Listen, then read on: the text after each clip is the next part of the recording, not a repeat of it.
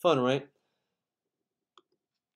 So this is an Artcast. This is the pilot of what I would kind of want to do or intend to do in future episodes. It'll be a monthly podcast, assuming the Patreon goal is hit. All the information regarding the Patreon goal is at my Patreon. It's in the description below. It has all kinds of rewards if you're interested, from a $1 thank you sketch to a $40 commission. I think there's also some that kind of go a little bit above that if you want a physical commission. All that is described in the reward section of the Patreon page. So check that out if you're interested. The way I'm going to break down the Artcast usually goes in the beginning. I kind of go into the general stuff I either played, watched, whatever. Kind of a little quick little break the ice kind of discussion. Then I talk about a topic within art that I want to share with you guys. You'll find out what that topic is for this particular episode momentarily. I also want to go through an art book that I bring in for each episode. I have one right here to talk about. It's going to be a good one. Figure I might as well start big with it. And then, if it gets to the point where I get people to actually submit art, you don't really have to, but if I do, I would also take a segment to kind of look at your art, viewer submission artwork, kind of talk about my feelings about it, my opinions of it, and maybe some of the people in the stream chat could also share their opinions of it. It might be harsh criticism, but we all have harsh criticism with each other. I have harsh criticism on my own work. You might have criticism on my own work, which is fine. So that'll be a segment if I ever get viewer submitted artwork. I will also share some of my old artwork that I can find. Some of it might be damaged, so I can't really share it, but there is some stuff that I can share that I might want to share to show you guys, hey, look, this is something that I used to do when I was younger, and maybe that might inspire you. And then I would get into artwork that I either want to do specifically for this stream or artwork that I'm currently working on, kind of like a progress update of sorts. And then at the end of the podcast, or Artcast, whichever one you want to call it, I would get into stream comments or into questions they might send me via Twitter, Discord, email, YouTube comments, or what have you, and I would just kind of address those questions and kind of give you my best take. Now, of course, you might say, but Theo, you're not really a great artist. What makes you so qualified to judge art? It's just kind of for fun. It's not something that can be taken too seriously. So this is just a thing to do for fun. Very quick answer to that. So let's get this show on the roll. Let's get the show rolling. Whichever way you want to call it, it is what it is. So I want to talk about a few games I've been playing, here and there. I've been picking up some games, crazy stuff. I know, I'm a gamer. Gamers, let's rise up and let's talk about them. So I recently got into Star Wars Battlefront. Oh, wow, this is something. I got into Star Wars Battlefront 2 recently. Star Wars Battlefront 2 is a pretty fun game. A lot of people have a lot of criticisms with it because of all the nickel and diming, microtransaction stuff, and I do agree that stuff is ridiculous, but I have been having a lot of fun with that game. I did not care that much about the first Star Wars Battlefront, which is kind of whatever. It was fun for what it was, but the sequel was pretty fun for itself. I like the combat, the on-the-ground combat. I'm not really into the sky battles, in space and shit. I'm not really into that. I wasn't like, oh man, this is crazy. I'm definitely absorbed in this. It was just kind of straightforward to me. So I do enjoy the combat in the game. I've been dying to get back into a first-person shooter for a lot. I played Battlefield 1 recently, which was fine. I like that game too, but the weapons are not really my favorite part of that game. I like the more modern guns or futuristic guns. So Star Wars Battlefront 2, the one that came out last year, not the actual Battlefront 2 that came out for the PS2 and shit, the latest one. It's good. It's solid. It's solid gameplay, and I do like the character designs. I like the character designs of the main character in the campaign. I know the black and red is kind of a generic color palette, but you know, I enjoy the uh, the designs overall of the character design, etc.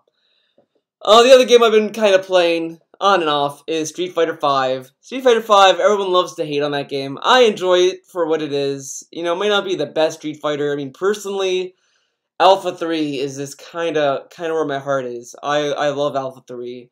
I play the game a lot, especially the PSP version. I wish they had Alpha 3 Max in the 30th anniversary collection. Fuck the vanilla Alpha 3, fuck that version. It's an okay version.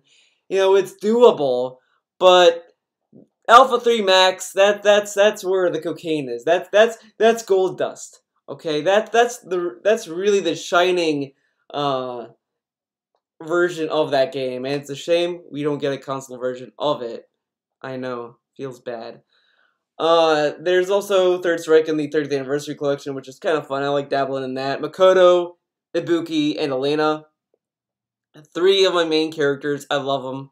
You know, Makoto is just kind of that rough girl. You know, she's like a tomboy. You know, she's just like kind of like, I love that move. She kind of winds up a punch and shit. Great character. Elena, she has dance moves. You know, it's kind of fun to play with her. I kind of got into her with Ultra Street Fighter 4, but then I got into her even more in Third Strike. And Ibuki is kind of a standard character. She's kind of, everyone said that she's broken in Third Strike.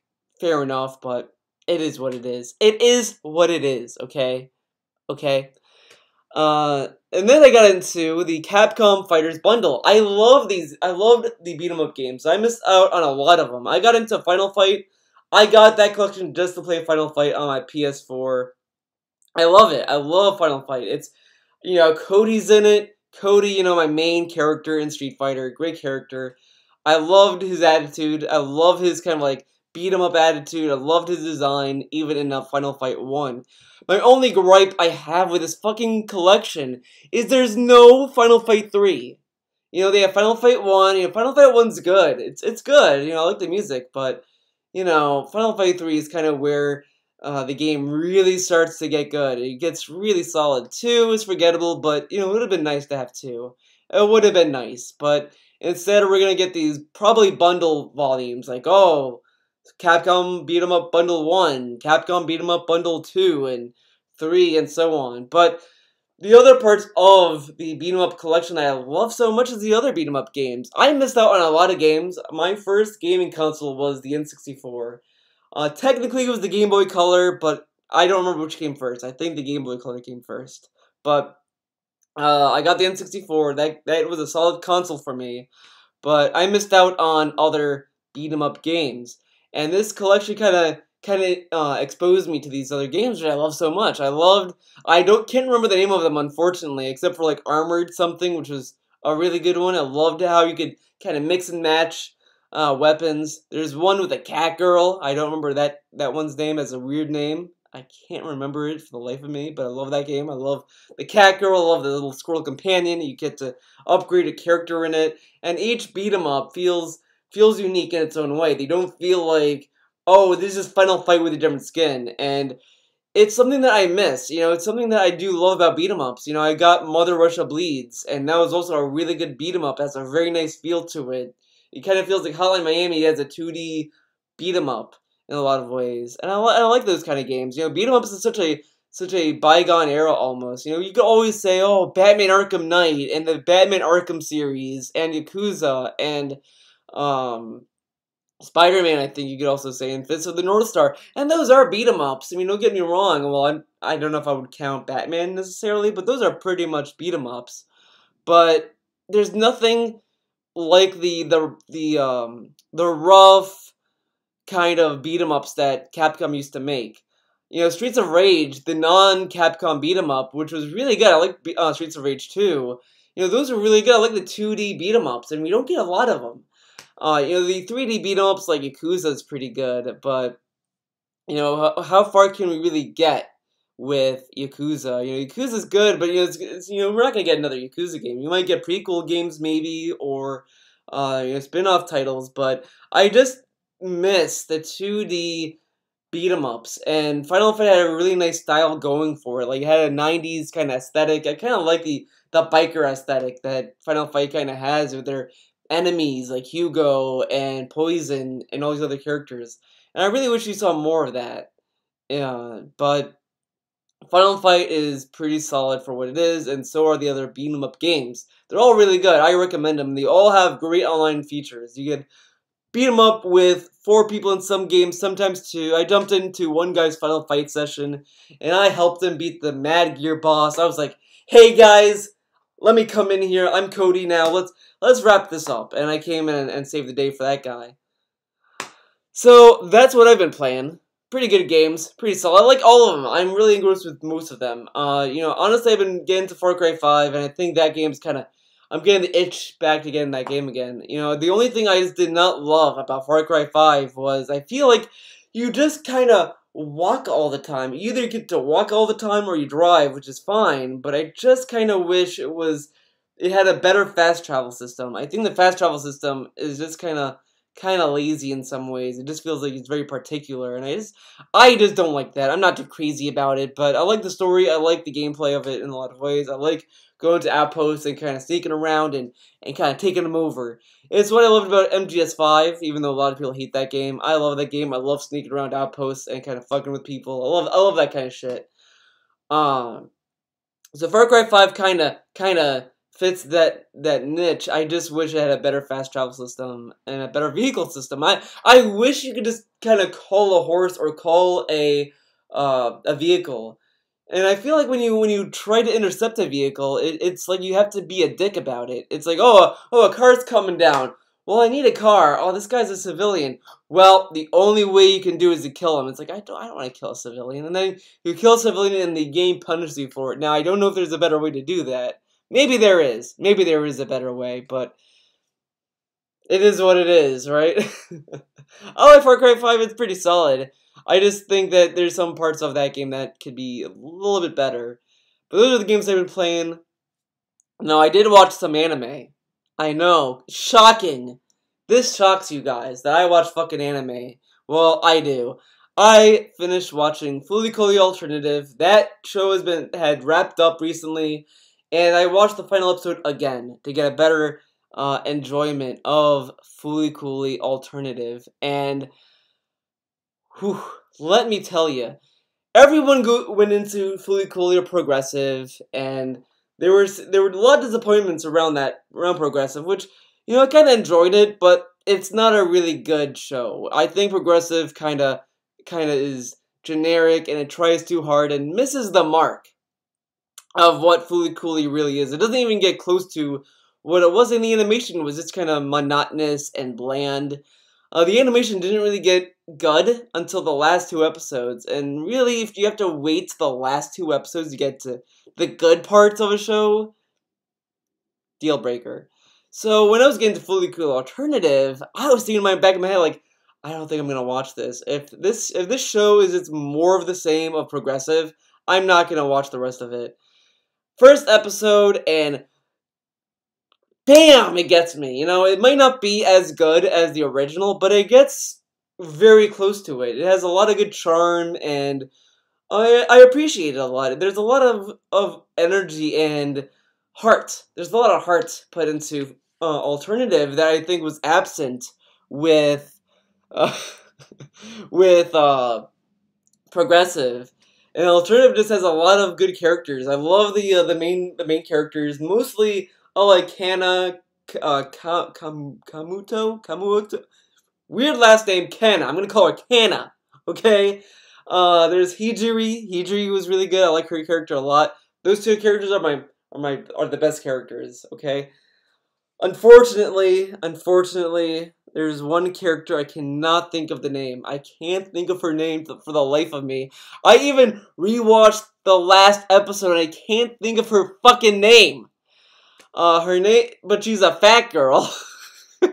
she's a fat girl, dude. She's overweight. I don't remember her name. I do kind of feel bad. I have to call her the fat God. Well, That's probably the only weakness of that show. The fat girl, I can't remember the name. Whoops. Whoops on that part. But she's a good character too. She has a drive to be a creative person. She wants to to create art and create fashion and all this stuff. She has a very strong personality. She has a very strong personality. I like the character. She's kind of funny in a lot of ways. But she's kind of like the rock of the of the of the group. Now I can't look at the stream chat now because I'm probably gonna be laughing the whole fucking show. Crazy, right? But anyways, there's that character, and then there's Pets, another good character. I'm not too crazy about Pets. She's okay. I mean, she's kind of like the shy girl. She's oh god. But she's like the shy girl. She's kind of quiet to herself, etc. So Alternative follows these four girls, and it kind of goes through what it means to be friends at that young age. And Kana wants to kind of remain the same. She wants to kind of be the best friend because she's afraid of being alone. She just wants things to remain the same. She doesn't like the fact that things change. She's afraid of that. She's afraid of being alone. And that's really what I liked about Alternative is that, unlike Progressive, it focused on stories that were relatable to people that were growing up, and I think in a lot of ways it kind of reminds me of Gurren Lagann, which kind of had not the same plot points or arc, but it has the same kind of idea where you have these characters that want to either aspire to be more or want to remain the same, etc. But I think, Full Alternative kind of approaches the idea that you have a character, she wants to really be good friends with everyone. She gets involved with everyone's personal lives because she wants to be there for them. And it's in a way selfish, but that's kind of what her character is, and that's really what I liked about Fully Coolly Alternative. These characters were all unique, and they were somewhat diverse. They weren't shallow characters. I mean, you could kind of say their motivations or character personalities were not deep enough, but they were deep enough for me. I mean, it was just kind of like, it was enough to satisfy 6 episodes. So I like that, and the finale was really good. The last 2 episodes were really well deserved. I think Alternative, honestly, should get a little bit more appreciation for what it does. I think Alternative has a lot of stuff that it does well than Progressive.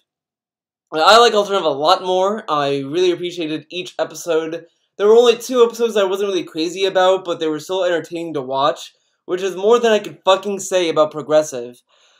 But Alternative is a solid series all around. It's straightforward, it's fun to watch, the animation is gorgeous, it's colorful, the voice acting is good, the colors are just nice, they're nice to look at, and the characters are just memorable. I loved everything about Alternative, and I think it offers a lot more than what Progressive did, in my opinion. But that's it for that. My closing statements for Fully Cool Alternative would be, if I were to rate it, I'd probably give it an 8 out of 10. I think the only places where Alternative falls short of is, I think the pacing could be a little bit better. It's not too bad.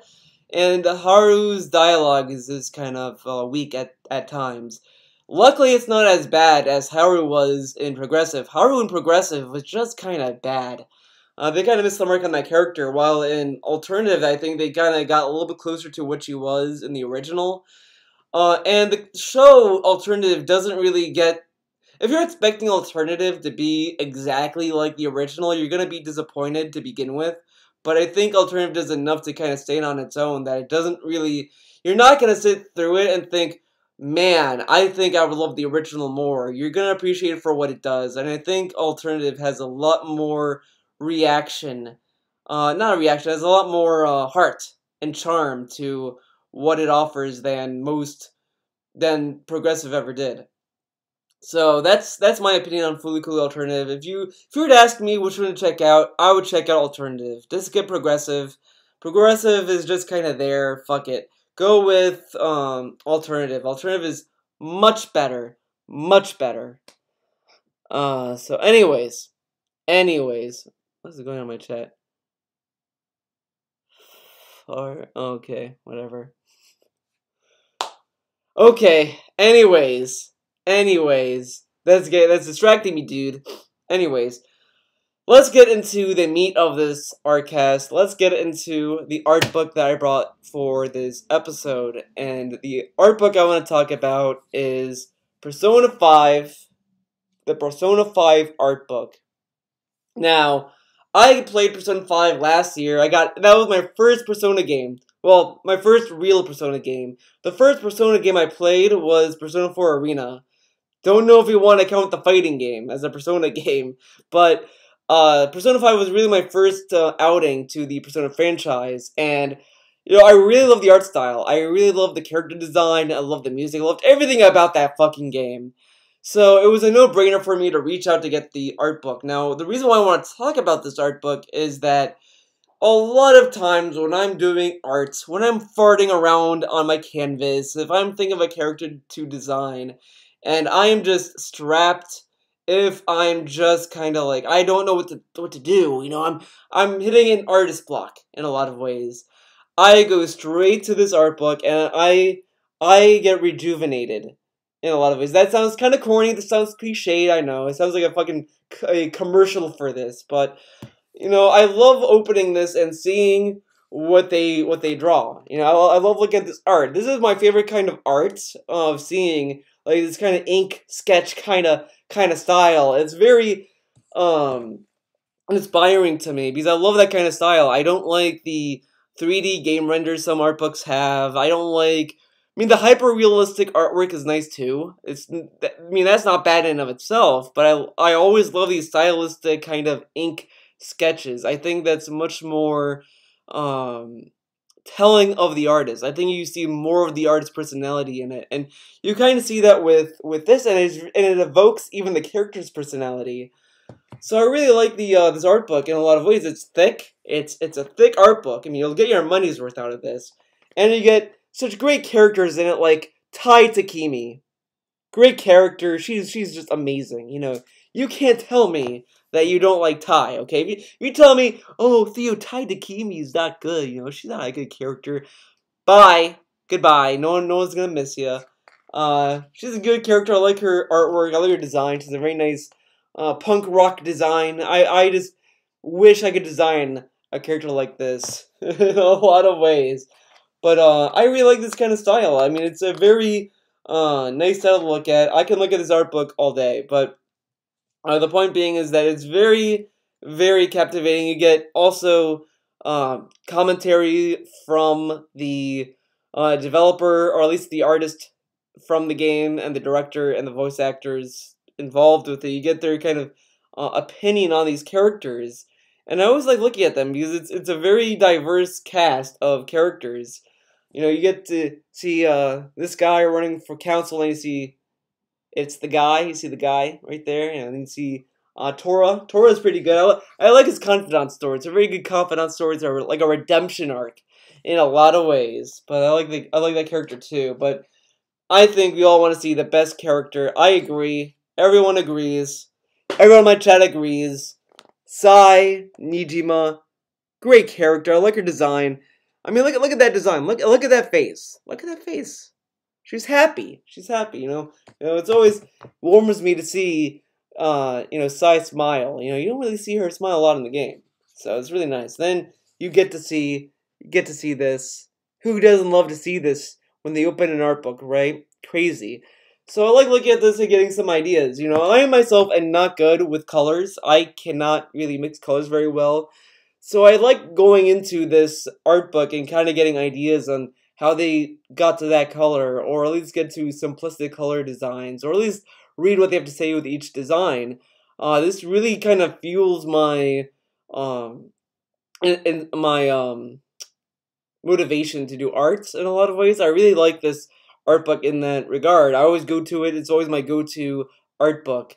So you might ask, but Theo, how do you judge an art book? Like, how do you know what art book you want to own and what you want to buy, um, etc. I mean, there's a lot of art books to go with, and to me, it's really like if it's a game that you like, of course you're gonna get it because you want more art from your favorite game. But to me, the thing that I measure a good art book with is the amount of hand drawn artwork. That could be with traditional means or with digital, such as like kind of drawing with a tablet. I love those. I love that kind of art. I look at that a little bit more often. I kind of have a little bias towards that. I don't like looking at in-game renders in an art book because if I look at an in-game render, I could just boot up the game. Oh, excuse me. But with this, with 2D ink kind of artworks, it kind of makes it feel more fresh and new. It doesn't feel like, oh, I've seen this before, oh, I remember this thing in the game, This feels a little bit more fresh to me, and I really like looking at artwork like that. So, if you ever get an art book, try to find a way to get a preview page. Amazon sometimes does it with art books. Sometimes you might go to YouTube and someone might just kind of film themselves kind of scrolling through the pages.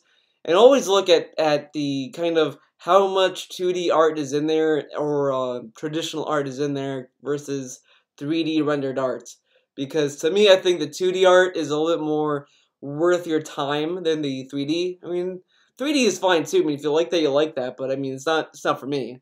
But this Persona art book, the Metal Gear Solid 1 through 4 art book they released a few months ago are two good art books to kind of get that that kind of content out of. You get a lot of 2D artwork, which is always satisfying to look at.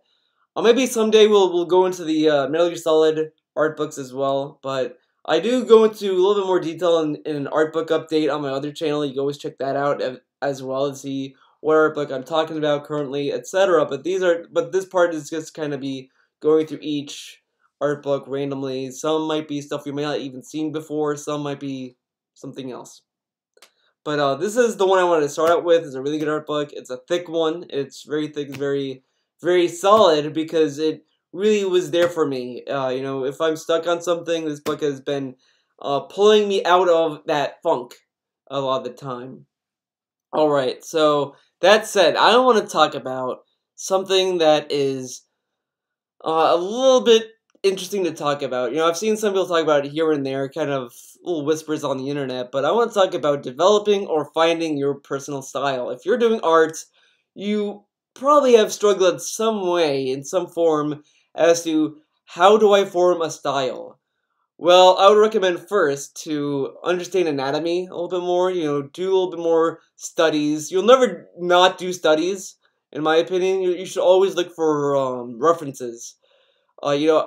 Even now for me, I kind of look for references if I'm stuck on something. I sometimes do it in head, sometimes look at my own hand. If I want a reference for drawing a hand, I look at my own.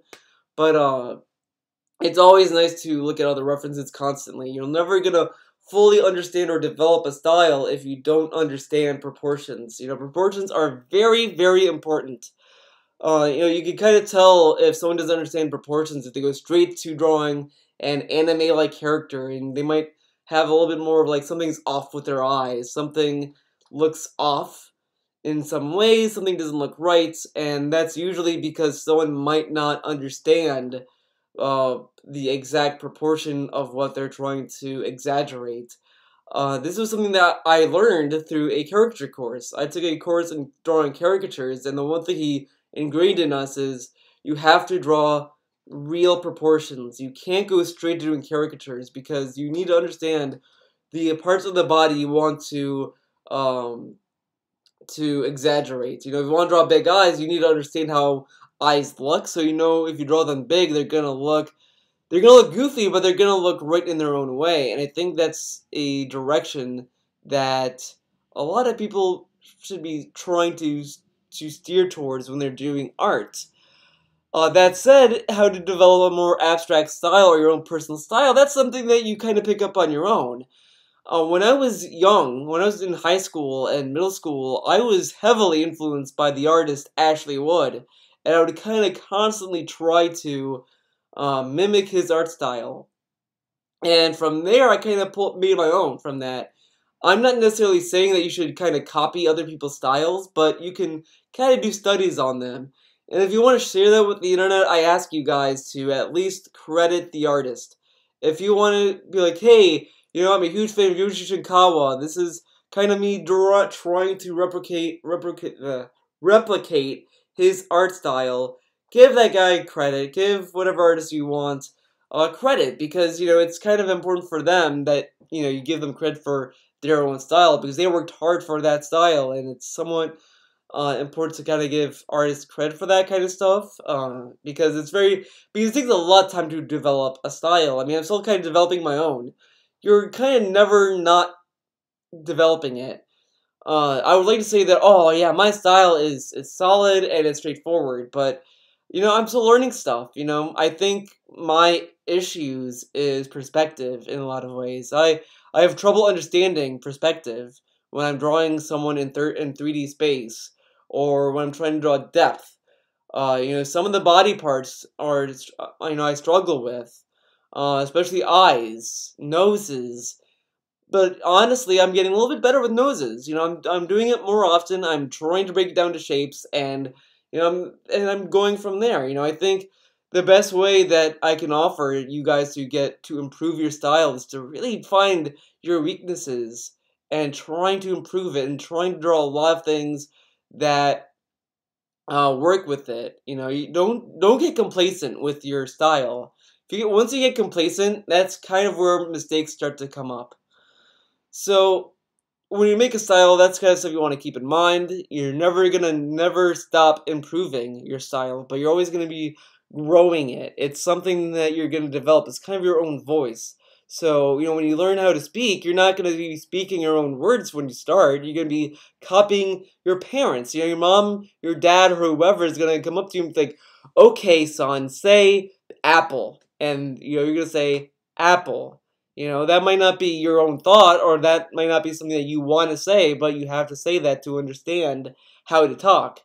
And forming an art style is similar to that, as dumb as that comparison might be. You're always going to be experimenting with stuff, and I think that's kind of where the fun in art comes from, even though it is, for the most part, work, but it's fun work. It's stuff that you can kind of pour into and see where you are going to be taking that style. You're never going to be complacent with it. And it's always fun to see where it's going to go. So, now I kind of want to show you guys, to kind of drive the point home, some of my old artwork. I have some here on deck that I want to share with you guys. I made this when I was in high school, middle school, probably high school. Now, when I was in high school, you guys might not know this. I mean, I might say this in other videos, but I drew a lot of comics back in the day. When I was a kid, I loved drawing comics. I made my own stories here and there. However, I will admit that the stories were shamelessly ripped off of Metal Gear Solid. I loved Metal Gear Solid. I was a huge fanboy back in the day. I was like, oh, Metal Gear Solid is amazing. Oh, I love the stories and this and that. So I made my own kind of version of Metal Gear Solid. You could really take the same story, just change the names. Like the Patriots were, in my story, were Liberty. Metal Gear was called Liquid Rock. Oh no, Liquid Gun. Liquid Gun. These comics were called Liquid Rock. The character name, the father of the character was called Lion. Like you have Snake, Big Boss. You have Master Lion, Big Master Lion, and you have the main character, Jason.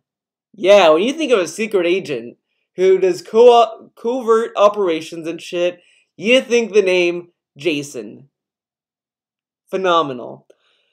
So I made some drawings in this comic, and I found this recently, and I was just like, holy shit! I'm surprised this kind of artwork was found, because unfortunately a lot of my old sketchbooks got destroyed. I recently had a flooding issue in my basement where all my old sketchbooks were, and all that got destroyed. It's sad for you guys, good for me, because I die inside every time I look at them, but I guess it's still a travesty in how you look at it that I lost those sketchbooks during that time, sadly. So, the only sketchbooks I have now are kind of during this era where I was transitioning my art style. My art was getting a little bit better. I mean, it's still kind of bad, but it's like you can definitely tell that I'm actually trying with this. It's like, oh, he's trying to actually put effort into his artwork, and it's slowly improving. It's like, whoa, I'm learning how to ride a bike. It's like that time where you go from a tricycle and then you take the wheels off and your bike is going this way, going side to side. You're having trouble balancing, and then all of a sudden it starts to stabilize. That's kind of how my art was during this time. That's the only sketchbooks I have found lately. And then I found this. The part of my art career, the part of my art talent that was just bad. And every time I see someone say, Theo, I can't even draw a stick figure. I can't draw. I can't do it.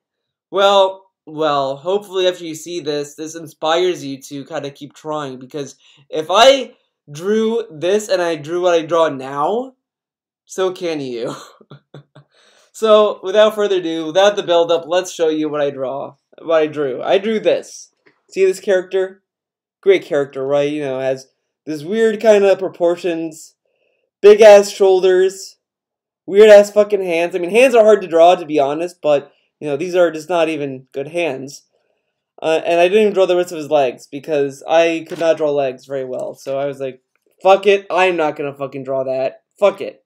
So this is what I got. And the word bubble, if you want to know what it says, my name is X. Very good name. And luckily, you're not my enemy. I search for weapons to feed this country. The source, you ask? Liberty.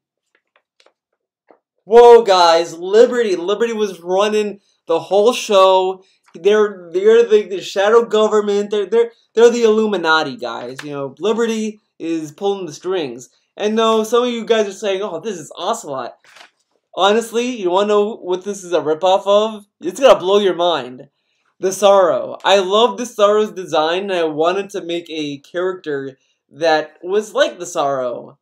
And that's where the design came from. That's why he has those glasses. That's why he has that shitty hair.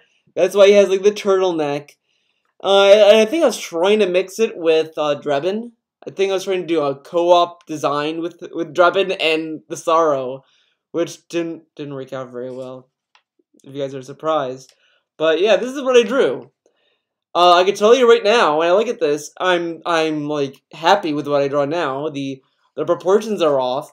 The best way to measure proportions, if you're truly struggling, oh, I don't know how to draw a body, I don't know like how to scale it. Scale it with your own head. Okay, 1 head, 2 head, 3 head, so on. It's the best unit of measurement. Your arm is roughly the size of your head. Your hand's roughly the size of your head. I mean, it's probably like, maybe a little bit more, maybe a little smaller than your head, but it's around that size. But yeah, you can kind of scale that, then the width-wise, I mean, your shoulders are kind of 2 heads apart, sideways. So yeah, always measure with your head. It's a good measurement. Never failed me yet. So always do that. Don't be like young Theo and just draw crazy like this. You're gonna get this, and this looks like garbage.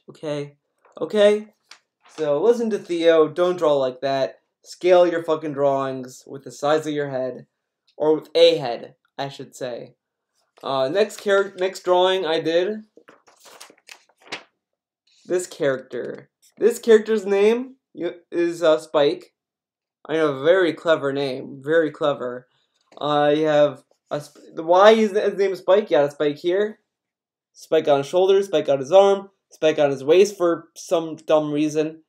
And he probably has spikes on his fucking knees. Terrible fucking design. The only thing I will say about this design I do kind of like. I do like the head. I think there is something nice about this character's design. I could if I were to redraw him, I could probably draw him a lot better. I think, I might do that in the future. I might redraw this character. I don't know. Who knows? But there's some stuff I like about this design. My issue is that I think I was just retarded with the fucking spikes. It's just too much. Too much. Too much, I tell you. Ultraman. And then you get the best page. You're gonna look at this and you're probably gonna be like, man, when can I buy this comic? Bam! This is what I drew back in high school. You have a guy that looks like Snake. This guy's name is Jason, by the way. His name is Jason. I don't remember what his name is. Oh, it's Johnson. That's right. And then you have a versus screen. I used to be so proud of that versus screen in all of my comics. In all of them, when I would start a conflict, it would always be versus. I would always have a versus screen.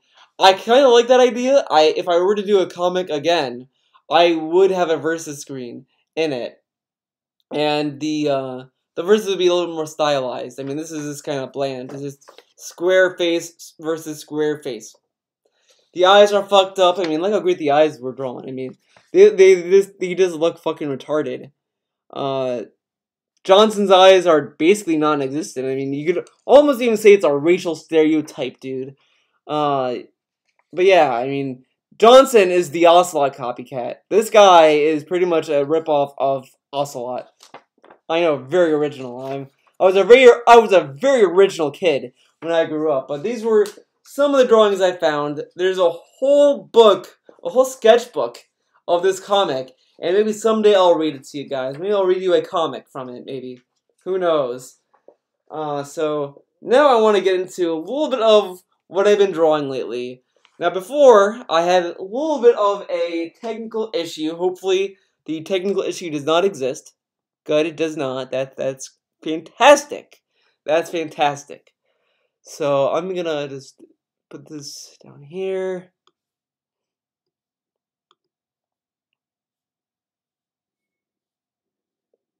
So that's gonna be down there. Gonna put the chat to the side. And I will visit the chat momentarily. I will go back to the chat in the future. Excuse me.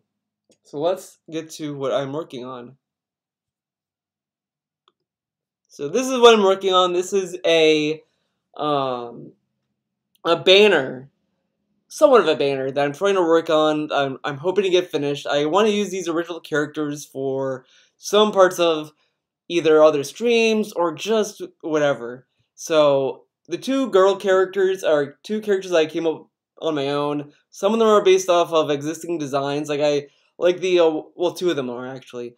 The farthest, the one with the sunglasses, I kind of got that idea for that character since I played Let It Die.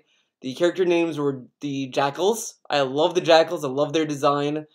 So I kind of pulled from that. I mean, it's not exactly a ripoff of the Jackals, because I don't think the girl character had that crazy hair or anything like that, but I kind of took the face mask idea and kind of added to that. The girl in the middle with the aviator mask is kind of based on Roxy Rocket from the Batman Superman animated series. I always thought that she had a cool design. I just recently watched that episode, and she had just this nice design. I really liked her design in that show, so I kind of wanted to expand upon that, make it more of like a punk rock character. And then the only male there, the only guy, obviously it is me, because it is what it is. So now that I got the tablet to work, I will do some of the work. Now I might go completely silent, by the way, because I might have to focus a little bit more than I would normally do if it's a normal stream. It is what it is. What can you do? So I'm gonna go with a lower tone for the hair. Now this is just the underpainting, the undercolor, the undertones. I'm gonna go back in and do color eventually, but right now I'm just gonna be putting in something there so I can actually see what it looks like tone wise. I always find it that it's easier to do grayscale first. Grayscale is kind of an easier tone to understand than color. Color, you have to worry about hue, you have to worry about saturation, and all that kind of stuff, which I'm not that great in. I'm not good with saturation or hue, but that's stuff that you always have to learn. You know, you always have to try. It's kind of like I said this in another video. I kind of described it like a chess game, where you try to put something down and you try to see, oh, will this land me a um oh my god, check mark? No, that's not what it's called. A check? No. Checkmate. That's it. I don't know why I was based on that one, but I like to think of it like that, where it's like, okay, I'm gonna put this color. Well, that didn't really work out. Let's try this color. And it's like moving a pawn forward and doing stuff like that. And the big moves, I kind of are like, you're moving your king, you're moving your queen. Like, oh, this could ruin the entire thing. If you do this one particular way. In college, I was taught to the 6 principles of painting. Now, I kind of go off rules with that. I mean, some people did that in my class, but one that kind of helps me a lot is going from general to specific. Never just focus on a small particular part of a character or someone that you're drawing on. You want to kind of go into general, then you worry about the specifics later. That can wait.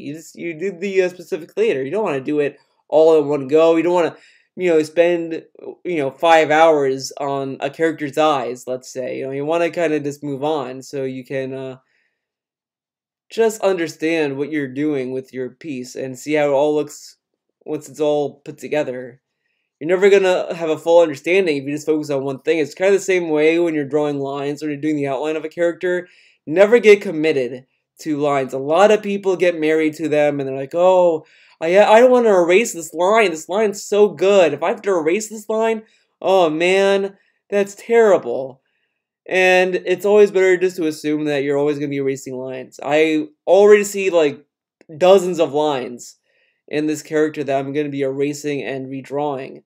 But I am just doing this now so I can actually see how it looks maybe without the lines. Because sometimes I've been recently experimenting with trying to remove as much line as I can while keeping the character looking together, because sometimes when you remove the line layer in Photoshop, your character looks like those popsicles you get at the ice cream truck that look like shit. They kind of look like that. Like, let's hide the outline. See how weird that looks without the outline? Yeah, it looks very fucking weird.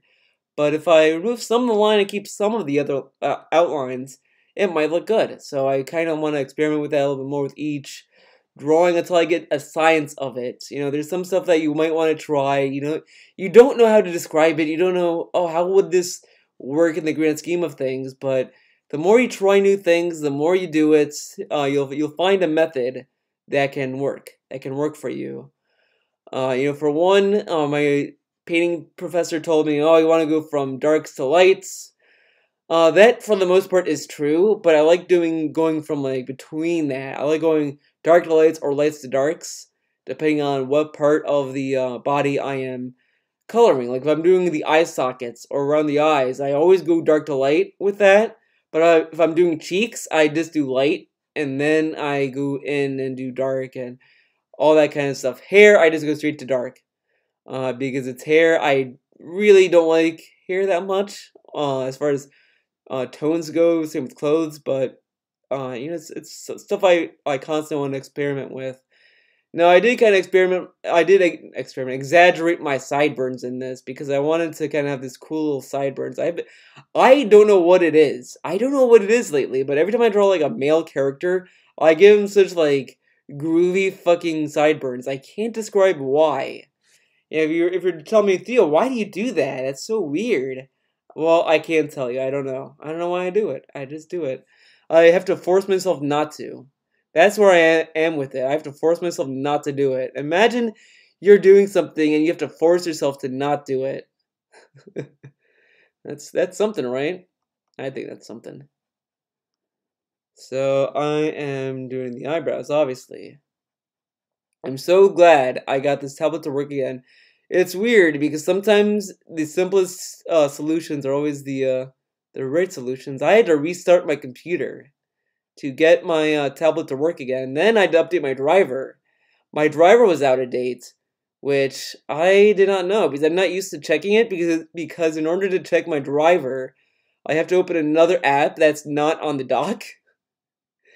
And this sounds completely dumb, but it's like, I always fuck up the most dumb shit imaginable. You could put me in like the most easiest position and I'll probably fuck it up somehow. It's like, "Oh, Theo, I want you to um shop for eggs." Okay. And then I come back home with a bicycle instead. You're like, "What the fuck? I sent you to the grocery store. How did you get a bike to come home?" I don't know. I don't know, dude. But sometimes making mistakes, sometimes dumb mistakes are kind of fun. They're kind of fun to make, depending on the mistake. You don't want to make too many mistakes. I'm going back into the skin, kind of working on this. I'm trying to get it to be not so intense. I feel like it's a little too dark, but I don't want to make it too light because I want to make sure that it reads that, oh, it's behind the nose. Only the nose knows. So I had trouble with this area right here. I don't know how the light would work. I probably should get a reference for this, but I might look at a reference later. Sometimes, the best way is just to do dumb shit and then try to make the most of it. I feel like I'm overcomplicating the tone. I feel like I'm just adding too much tone to this. And sometimes I feel like that, I just kind of go crazy and just kind of fill in the tone that is sticking out to me. And this tone's sticking out to me, so I'm gonna try to do this. And this might work, it might not. Who knows? As I said, it's a ongoing experiment to see what works and what does not work. And that's kind of the deal. Now I'm gonna just kind of do this little part right here, but I am gonna go back into the outline layer and fix some of the outlines because I think it's time that we kind of polish them up a little bit. So let's do that. I'm gonna go to the outline layer. I'm gonna hide the tones so I don't get persuaded by the tones to draw something that's not right. That happened to me. That happened to me a lot of times where I would look at a tone and just draw over the line, and then I would forget where the line should be, and that isn't really good because then you start making really bad mistakes with your lines, and that's not good. Your lines need to be clear. So that's a little too dark. Don't like that. I'm gonna shrink my brush a little bit. Sometimes you want to go in small. And you want to go in slow and steady.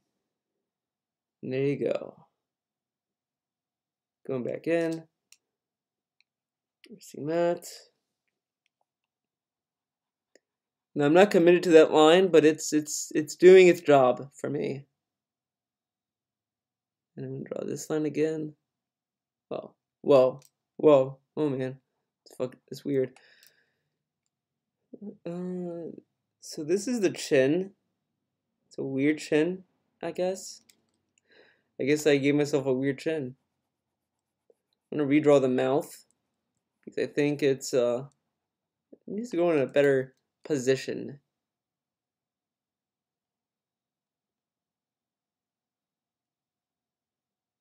There we go. That's a little bit better. I'm not sure if I like the angle, but maybe I'll fix it again. Let's fix it again. No, I could use the deform tool, the transformation tool.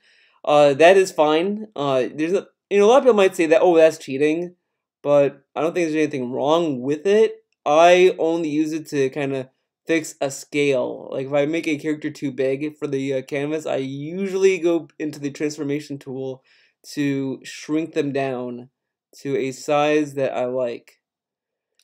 Now, with men, it always looks weird when you try to draw a lip. it always looks like you're giving them lipstick, and it's like, oh, I don't want to give them lipstick. But, you know, what can you do? Sometimes the best way to do is just to imply that there's lips, and that usually does the job. Other times I just leave it like this, like anime style like this, but I sometimes like to give a underlip because it kind of gives it a little more character. The nostril's okay. I didn't have a big issue with the nostril, but I feel like it could be a little bit longer and a little bit rounded. But I think that's a little too dark. So I'm going to erase that. And I'm going to shrink the brush again. And I'm going to draw the nostril again. That's a little too dark. Oh well. That's not too bad though. Draw the nose cave again.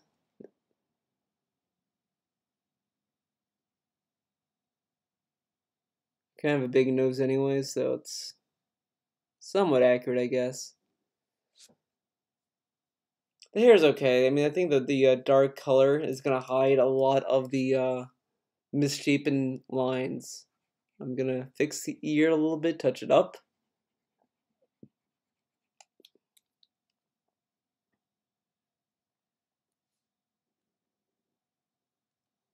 And there we go. Sometimes it's fine to going thick. Going thick, dude. But it's something that you kind of have to understand, like how thick you want to go with the lines. Because if you do too thick, it might look less stylish and more accidental. Sometimes you might be able to pull it off as stylistic. But I can always use it to help me understand tone. Like if I want to make sure that something looks like it's more defined, then that's great. You know, I get to hide behind that, but I don't want to rely too much on that. Now, with his jacket, I wasn't really confident with the jacket, but I'm gonna fix it a little bit more. I want to make the collar a little bit bigger, because why not? You know, it's always nice to make a big collar if you want to make your character like anime. I kind of like the jacket of the Persona 4 character. It's a good jacket. It's a good jacket to me.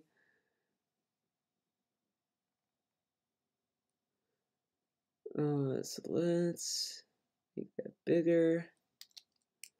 I might have to erase her jacket too, but I'm not going to do that until much later because there's no point in to erase something that is not that's not permanent yet, because anything can change. Anything can change. So I'm fixing the collar a little bit. As I said, it could always benefit me to do a figure drawing or get a reference, but you know, fuck it. The one thing I did kind of forget to do, which is a big no-no, which is a big mistake, is that I should have done a warm-up sketch. That's probably what I should have started up with, and I didn't do it. So I'll just do a end art sketch, I guess, and take stream requests. Now, if you are a patron, you could get some priority with what you request for these parts of the stream. But since there are no patrons in the chat, I don't think, I'll just go with general requests. So there is that. So let's put the color back up. Let's see how that looks. Doesn't look too bad. Might have to redraw some of that chin right there, recolor, but that it is what it is. So let's just hide everything, and we're gonna go straight to the warm-up sketches that I should have done and didn't do.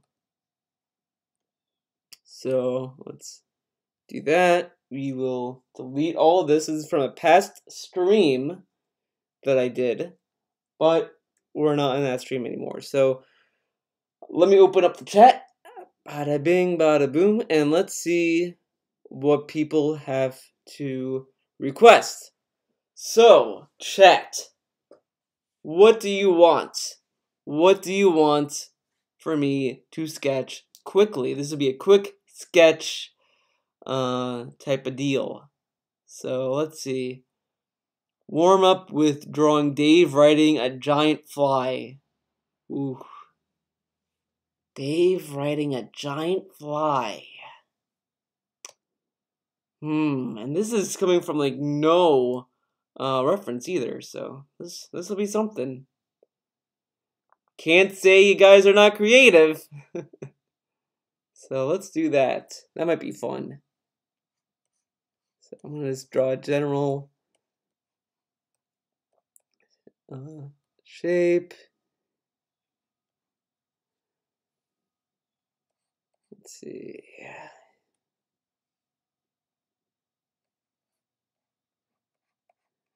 Scale in some of the body parts.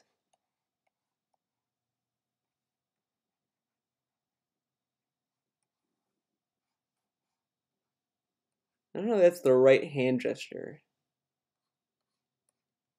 But whatever, we'll make it work. We will make it work, as they say.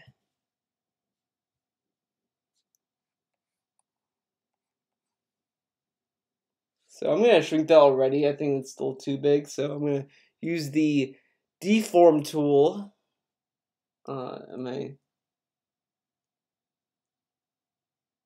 there you go. Let's lower that. Hold down the shift key to get good scaling. Now look at that. Let's move that up here. Enter deselect.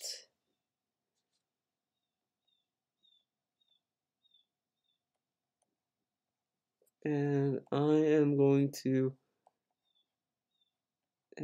write like this. Now I can't really speak for what a fly looks like. I can guess what they look like up close. I hate flies. I'm gonna draw my least favorite kind. Are they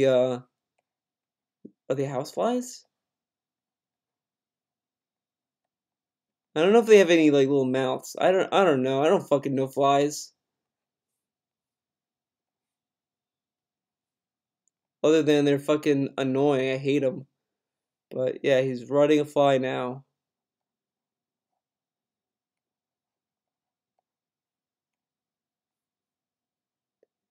Let's see. He's gonna have a little thing in his mouth for its reins. Whoa.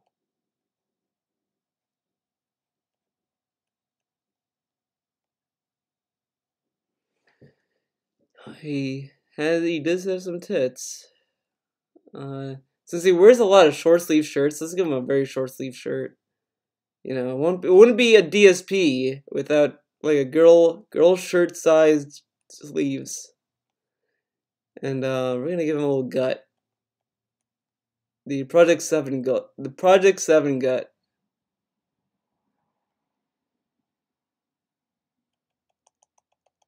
And he's probably very hairy down there because, you know, he's Italian. And then let's go back to the head. Whoa. Sometimes Photoshop does that to me. It is what it is.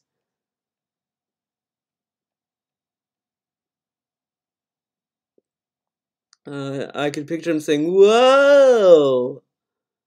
Whoa, man, a fly! I'm riding a fly! Cat, look! Whoa! Whoa, man, this is wild!"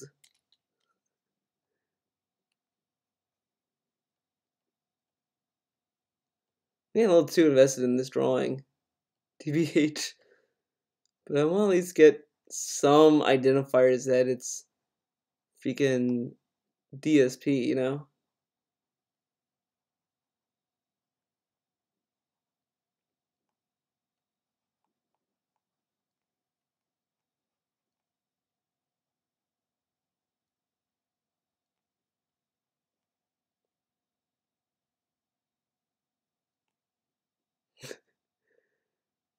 Hold on, I need to make the mouth bigger. Because these people would not be that controlled when it comes to his reactions. That's a little too much control.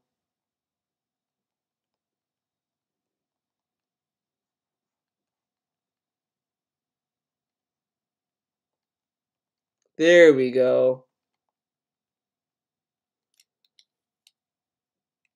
Let's erase that.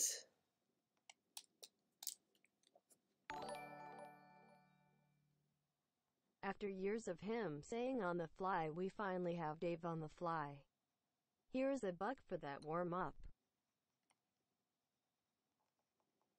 Whoa, man. I'm riding a fly. Ack, ack, ack. Whoa, cat. It gets like, oh, cool, Phil. I like being here with Phil. Whoa. Do. I think I'm giving a little too much hair, but whatever. Whatever, I'll be kind. Maybe it's a magical fly and he gave him hair. That's probably what it is. He's riding a magical fly, so some of his hair comes back. Because, you know, the fly felt bad for him.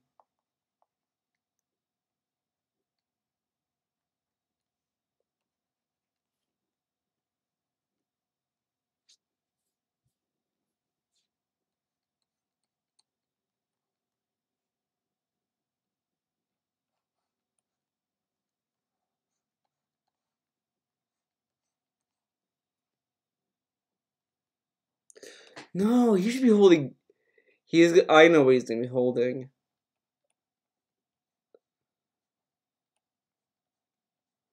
He's going to be holding something. This is a bad hand, by the way, but fuck it. Fuck it.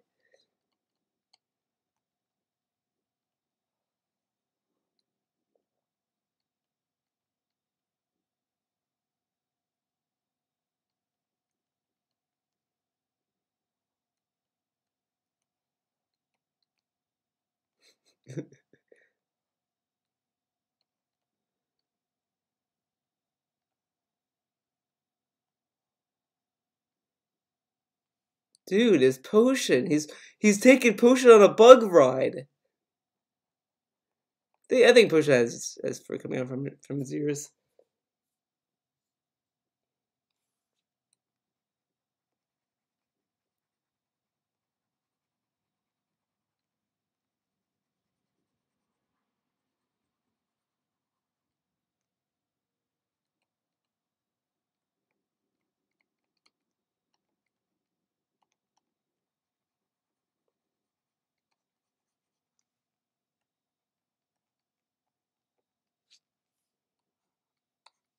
Yeah, I'm sure he has like shitty fucking legs. Give him a foot. There we go. There it is. Two more suggestions.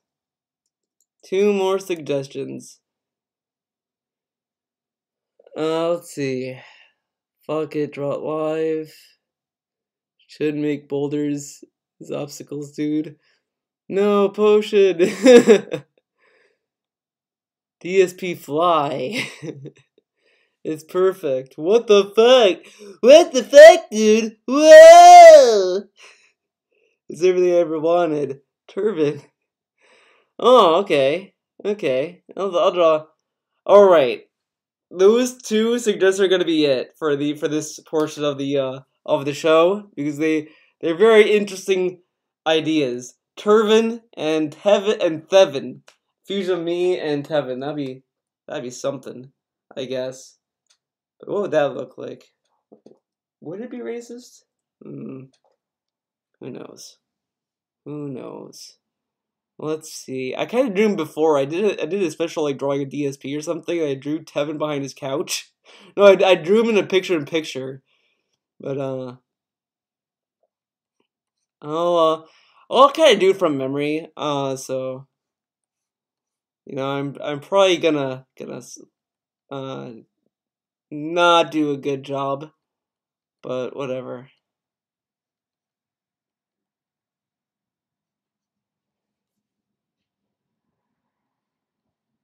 I'm gonna do this kind of view. So why not?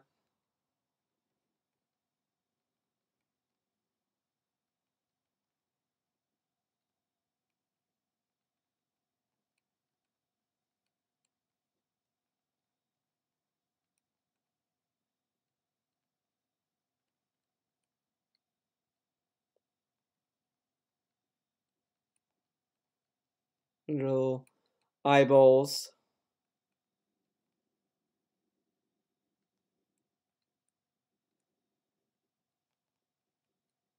And he's gonna be very tired because he did a 10-hour back in time stream watching Smart Guys. You know, he's probably just like questioning life at this point.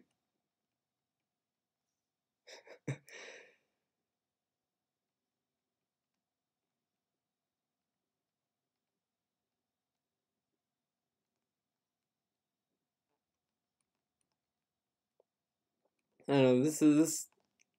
I don't know. I don't know what I should think about this drawing.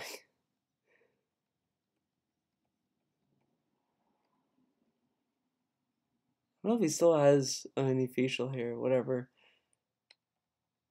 Maybe he kind of did.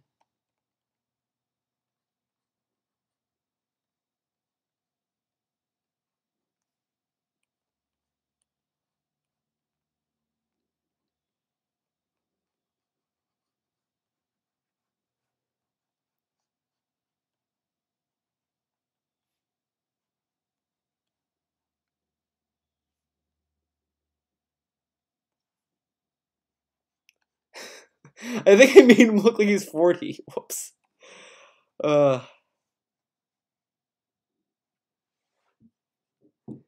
Well, maybe watching DSP content has a fast age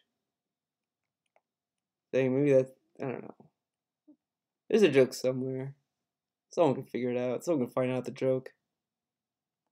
Send the joke to theoneedsjokes.com.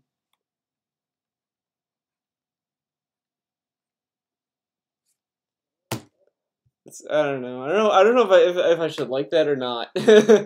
I'm not too crazy about it. So I will do a. Now I'm gonna do a fusion of me and Tevin.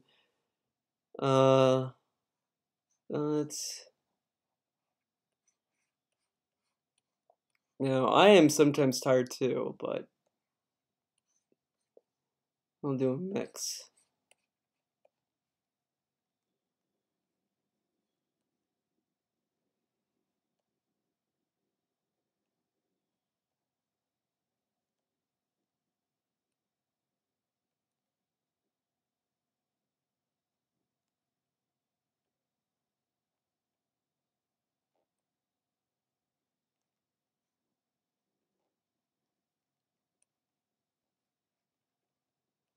Trying to place everything. Let's see. I have crazy hair. Swoops to the left. Because I've not taken a haircut yet. But I'll probably get one soon.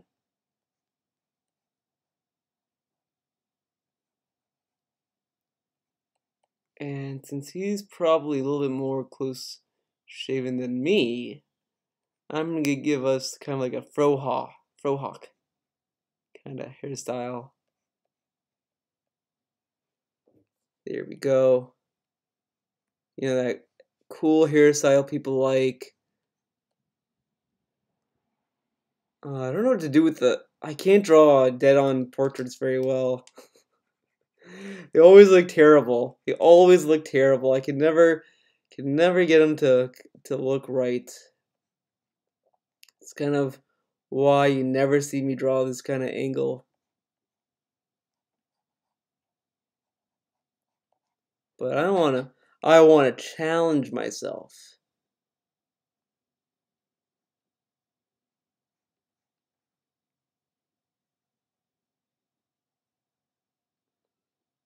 Oof. This is rough.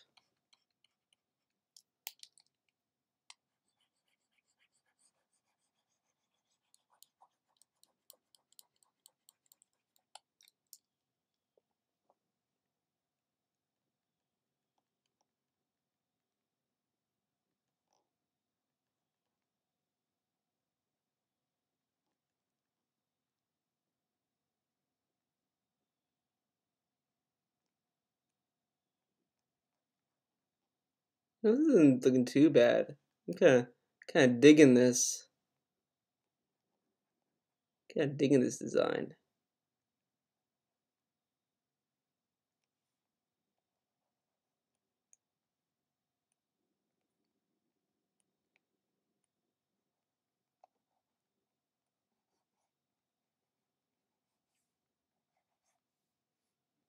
And we're gonna have a guinea pig on one shoulder because, you know,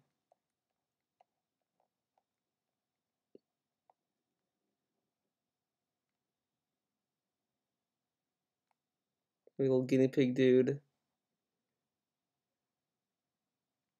There.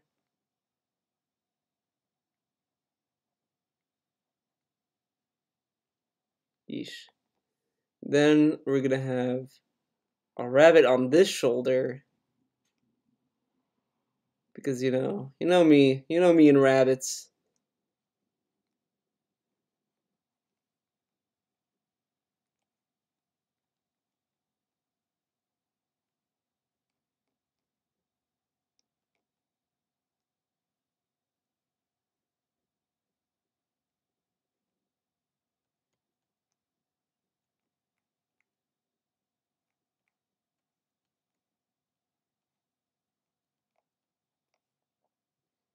Can't really draw good rabbits. Animals are very hard to draw because they have very weird anatomy, especially like rodents, prey animals, where they have their eyes on the side because they always look derpy no matter what.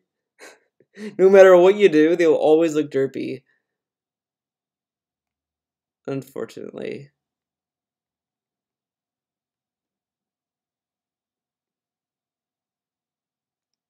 Well, whatever. Alright. Oh wait, let me finish the nose a little bit. Let me just touch that up.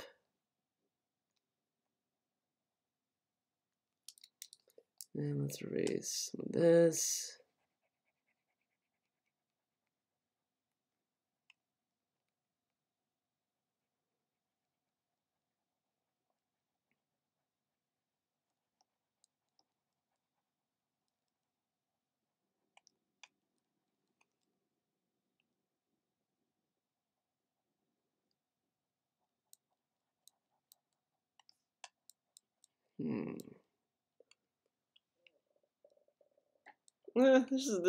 That's not bad. I mean, that's not bad for a start. It could get better as if I were to go on.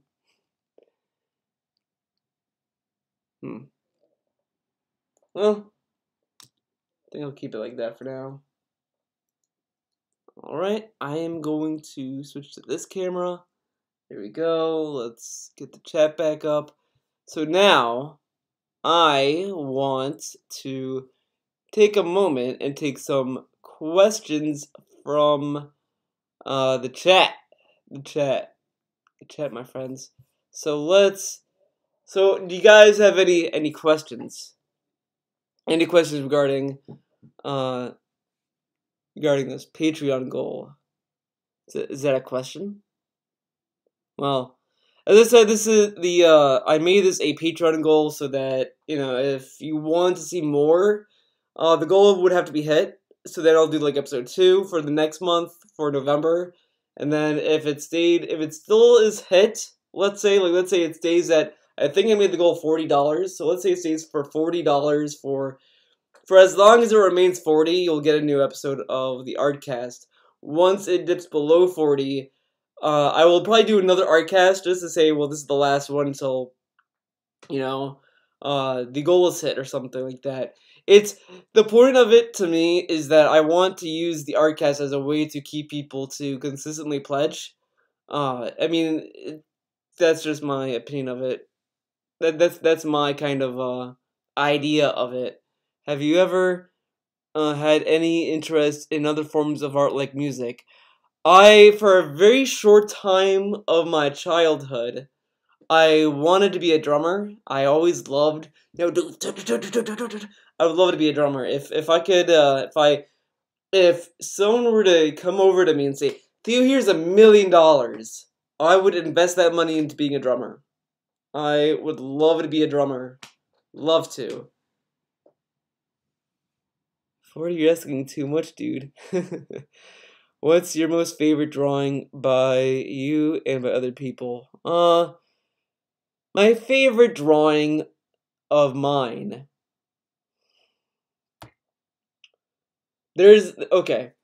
It's downstairs, unfortunately, so I can't, I'm not gonna run down to get it, but there's a drawing I did back in my drawing class that I drew of Travis Touchdown from No More Heroes 2, that pose where he's holding the two katanas and he's like this. That is my favorite one. I love because I like Travis Touchdown. He's such a cool character, so I like drawing like this. And he had like nice little cool ripped jeans. And I was really impressed with myself in that drawing. I was like, whoa, I drew that. And that was like kind of where, it kind of clicked for me. And I loved it. I loved it ever since. Um, I also like the character I drew, the one with sunglasses and the mask. I also like that character, even though the hairstyle is weird. But, I like the Travis Touchdown one. There's a demon girl I drew. I posted on Facebook earlier. The one that was like flipping the middle finger doing this. Love that one. I like the character I drew that was based on Mitsuru. There's a lot, but the No More Heroes one, I think, to me is like a special place in my heart. My favorite drawing of other people. That's a tough one because there's a lot of art that I love looking at. I could easily go to the one I just retweeted today. It was like a Rashid drawing, but I don't want to go to. That feels like a little of a cop out. But my all-time, if I were to get my favorite one,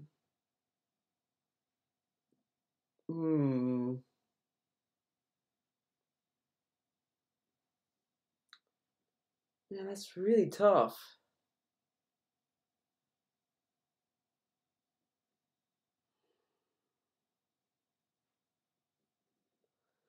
I mean, well, for now,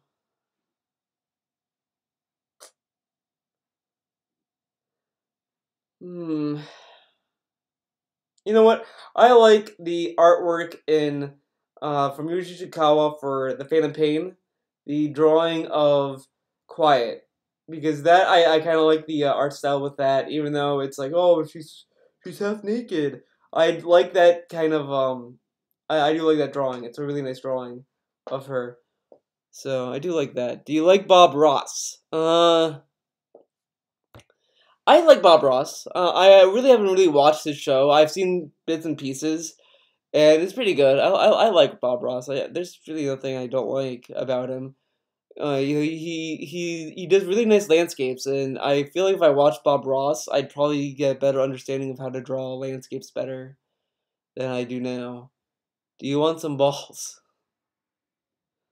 How about some balls? What is your favorite waifu in The Legend of Korra and Avatar: The Last Airbender? Okay. I like where Kasuna's head's at, I guess. But my favorite waifu in Korra,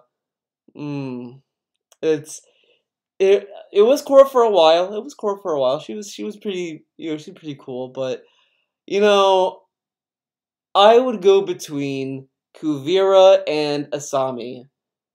Both great characters. I really like those characters. But I would probably go with Asami. But I mean, you can't go wrong with either. With The Last Airbender, that character that's voiced by Jennifer Hale. Uh, ah, she has that animal that tracks people. Is it June? Is that her name? June? Juniper? June?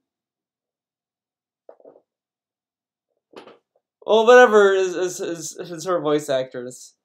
The Moon? No, not the Moon Girl. No, the Moon Girl. I think was someone else, but the one who tracks people.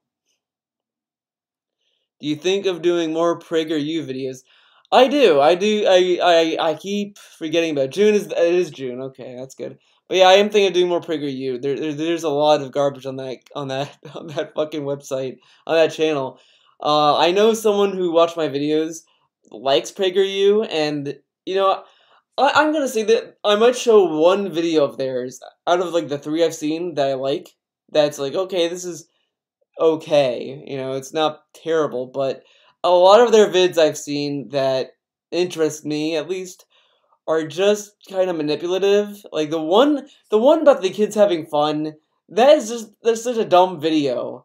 Oh, well, now the doctors are saying to not have fun. That's fucked up. It's like, dude, they're just telling you the chances of stuff. I mean, you know, obviously, it's still ridiculous if they're telling you, oh, don't take your kid to the beach at all, but I feel like that she probably saw an article talking about bacteria in the sand, and she probably thought that was like a red flag or something. It's a very alarmist kind of reaction to science.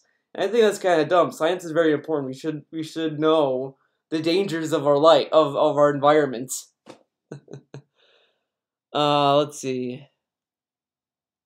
Uh, what's your opinion on the deep philosophical implications of Steven Universe? I think Steven Universe has very simplified philosophies. I think a lot of people go in thinking that it's this grandiose philosophical meaning and stuff. Like, oh, like, you know, of course it's trying to show support for LGBT stuff and all that, which to me I don't think that's a big deal. I mean, it's fine. I didn't really care. I mean, they're space rocks and oh, they're all women and they all have relationships. Yippee.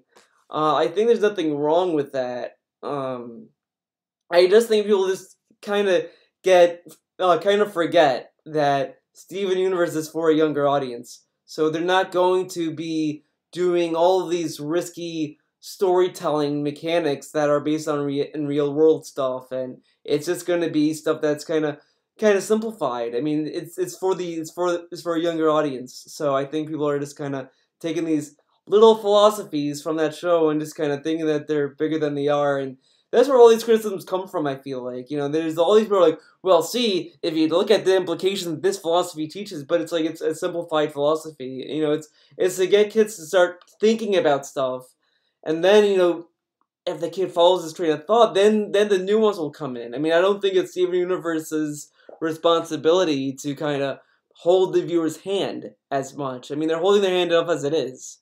So, I don't think there's really much there about that. What are some books you read and liked? There's one called God Hates Us All. I read that. I like that book a lot. It's a very short read.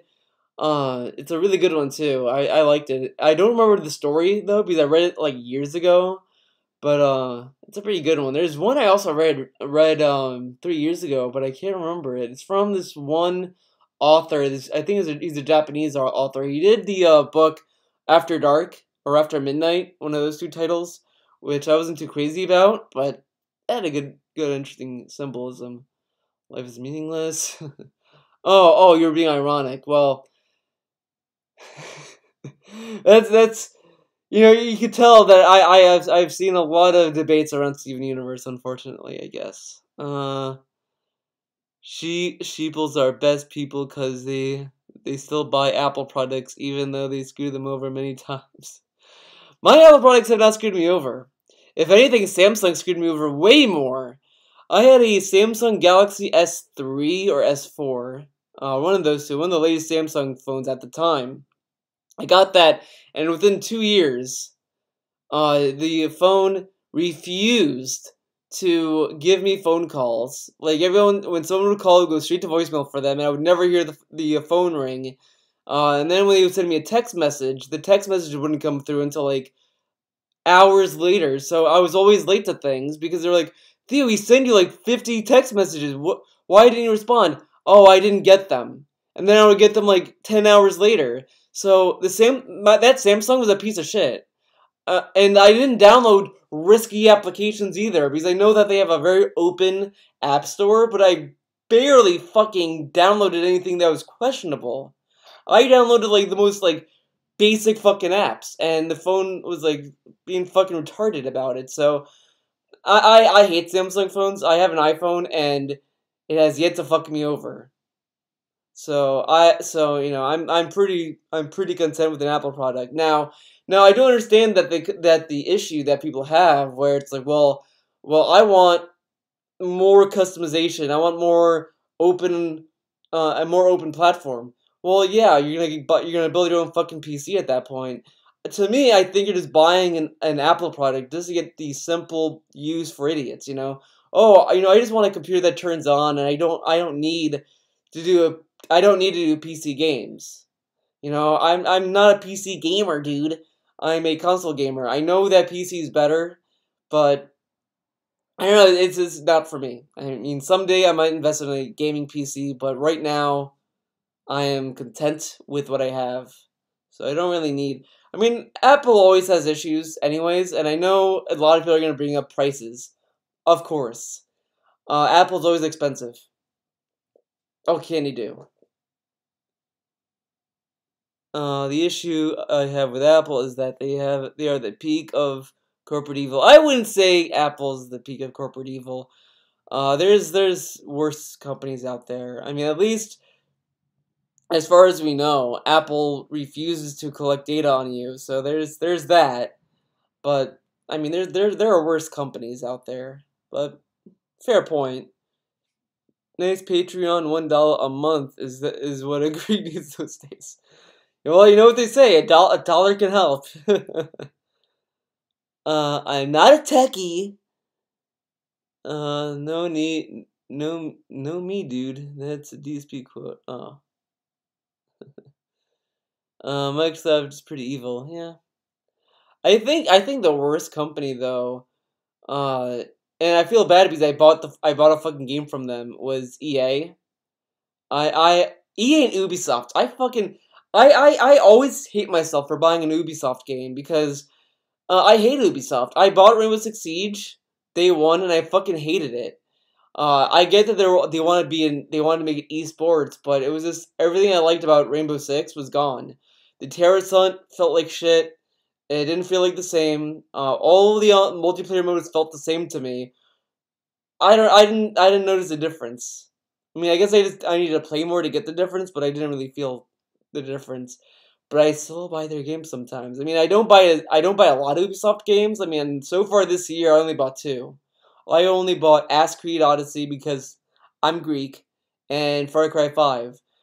Other than that, I don't think I'll be buying any other Ubisoft game, but I don't like really Ubisoft games. Well, there's the military-industrial complex. Well, there's that too. Why haven't you watched Grappler Backy? What? I didn't see. I never heard of that. So I'll take two more questions. Two more. Theo watched Backy while he trips out on endorphins. Oh God. Is that a hentai? Huh? Tevin is a huge otaku. Oh, he is. Is he? Is he, eh? Oh.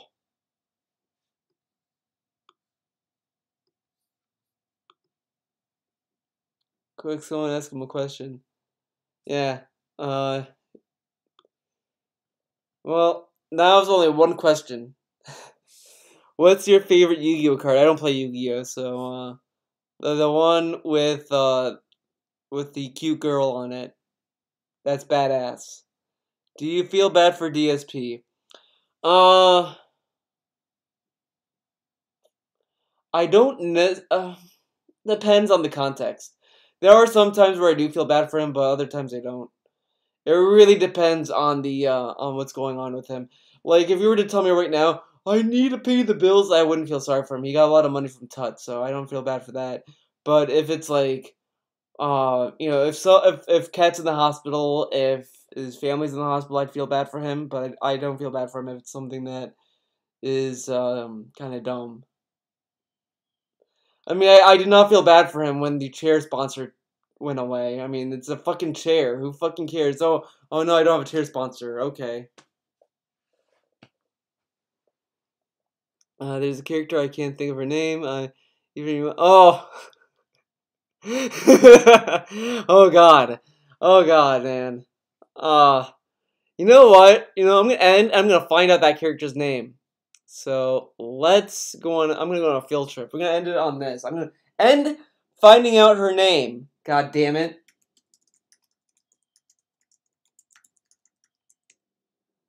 I feel like I'm gonna be an idiot and be like, oh, is that character? Oh.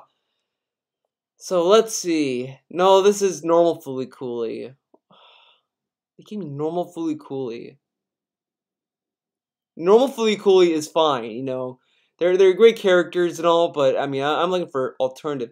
There we go. So is it Tamami? No, that's pets. Okay. There's Hijiri. Hijiri is cool hot chick. Don't tell me it's Mosan. It was Mosan. That's her name. Mosan. There it is. That's the name. Mosan. And then there's Sukada Kanda. And then there's Dennis Yoga and Maki Kitaki.